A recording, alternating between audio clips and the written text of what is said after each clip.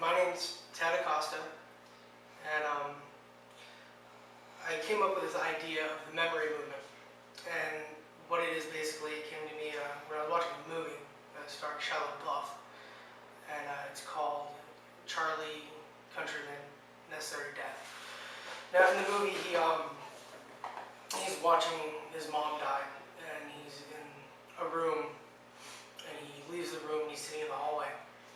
And she comes to him and he tells her that he has this horrible vision in his mind, and what it was is his mom passing away, and her going to the hospital, and the whole journey he went through with that.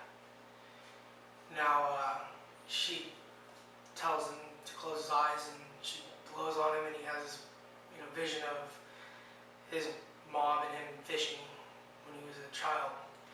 And I thought about it, and I've lost someone recently, and I'm sure a lot of you have too, whether it be recently or a while ago, but it still sticks with you. I lost my grandmother last year, and she took care of me from the time I was a child, and she was always my best friend.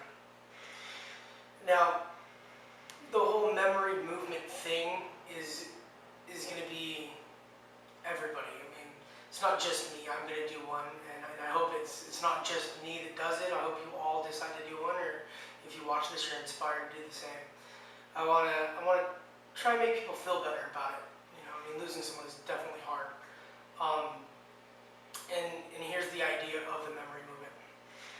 What you're going to do is you're going to make a video. It doesn't have to be great. It doesn't have to be amazing quality. You don't need to know how to do video editing or anything like that. Just you and a camera, your cell phone, I don't care.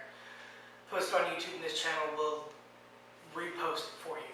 So it'll end up on this channel, and other people can see it and be inspired by you. This isn't about me necessarily. It's not even about you necessarily. It's about everybody. Now, the process is you're going to explain your bad memory, and I'm sure it's going to be hard for a lot of people. But after that bad memory, you're going to give 3 good memories. And hopefully that'll change your aspect on missing somebody. Now, my bad memory, of course, is of my grandma passing away. And the day that it happened, I was in the store with my girlfriend. And I got a phone call saying, the grandma was getting rushed to the hospital. And I went to the hospital and I waited. Unfortunately, after some deliberation and everything like that, we took her off the supportive machines that she was on, and she passed away slowly, and it took a couple hours. The biggest thing I've ever dealt with. Now here's my my good memories. When I was about 6, Grandma had a wonderful vacation for all of us grandkids. She'd take us to Disneyland about once a year every summer. And I remember I was so excited. I wanted to go on a ride, and all my brothers and sisters were excited too, and they all took off to go do something for a couple minutes with one of my cousins. And I decided to stay and hang out with Grandma and relax. Now, I fell asleep laying on Grandma, and the type of woman she was, even though she has all this stuff going on around her, she sat on that bench for 2.5 hours while I just slept. And I woke up and I started crying because I felt like I wasted such a perfect day. And she just smiled and said, "It's all right, let's go do whatever you want to do." Let's go memory number 2. This is more of a family collaboration here. But I was kind of a little punk when I was a kid, and I used to get in a lot of trouble. So one day, me and my brothers and sisters were sitting down in the kitchen nook, and we were eating ice cream. Grandma always made sure we had dessert. And I wasn't paying attention. I probably said something that annoyed my brothers and sisters. And they all had decided to pour salt in my ice cream when I wasn't paying attention.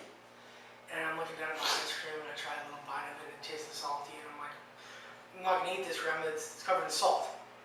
My grandma was really stubborn. And she walked in the kitchen, she's like, oh, there's no way there's salt in there, she had inspected it. And I'm like, well, I'm not eating. All right, well, then go to your room. So I went to my room, and I'm sitting in my room, and I hear Grandma, none of you were having dessert for a month. Grandma sat down and decided to eat the ice cream. And little did she realize I was right. And, of course, I thought it was funny, and everyone else didn't think it was too funny because they weren't going to get dessert for a month. But they did. After a week, Grandma gave in and gave them all dessert. Let's fast forward to age 16. I'm 24 now, so that was 8 years ago. I'd been begging Grandma since I was 14. I want a car when I was 16. And Grandma, she lived on a measly amount of money, and she still took care of me. At that point, my brothers and sisters had flown the coop, and it was just me and Grandma. And I begged her, Grandma, I need a car. She's like, oh well, I never got a car until I can afford my own. And I'm like, Grandma, please. And I didn't get past her, but I didn't understand the aspects of owning a car. You have to pay for insurance and gas and all that stuff. And she did. She understood it. I didn't. So my 16th birthday comes, and she, we usually had pretty simple birthdays. Just family. We get together, have cake and gifts and whatnot. And that was one birthday where she actually got me in the car, and she drove me to a restaurant. And I get to the restaurant, and everybody's there. And you can kind of say Grandma's a prankster. She liked to laugh, she liked to get over on people, and she was definitely the heart of everyone's eye. Everybody loved being around her because she was so funny. So I get into this restaurant, like banquet area where the party's being held. All my family's there. And we eat, and then we have cake, and we blow the candles out, and Grandma hands me my gift, which is a little tiny bag connected to all these balloons. And the balloons have a key on them that says 16. Happy 16th birthday. And I just got the biggest grin on my face. And I'm like, you got me a car.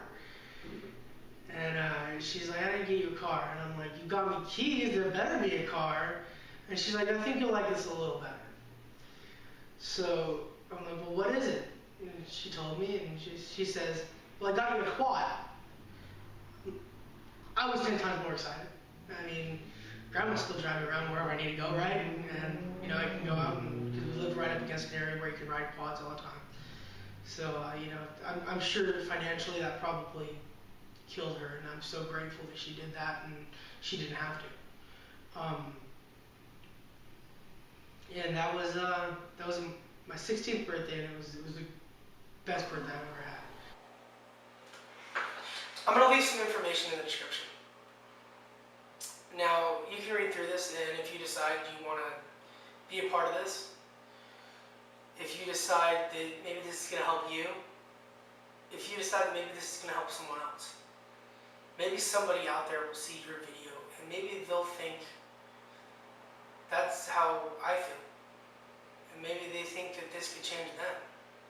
It can make them have a different aspect on losing someone. Because I'm sure we all go through those processes where we cry, and we're angry, and then we're sad, and then we're happy. Let's think of the happy times. Let's get that awful memory out of our head. The information is going to be in the description. If you want this to be shared on this page, on this YouTube channel, just tag The Memory Movement. Let's see how far we can go with this. Let's see how many people's lives we can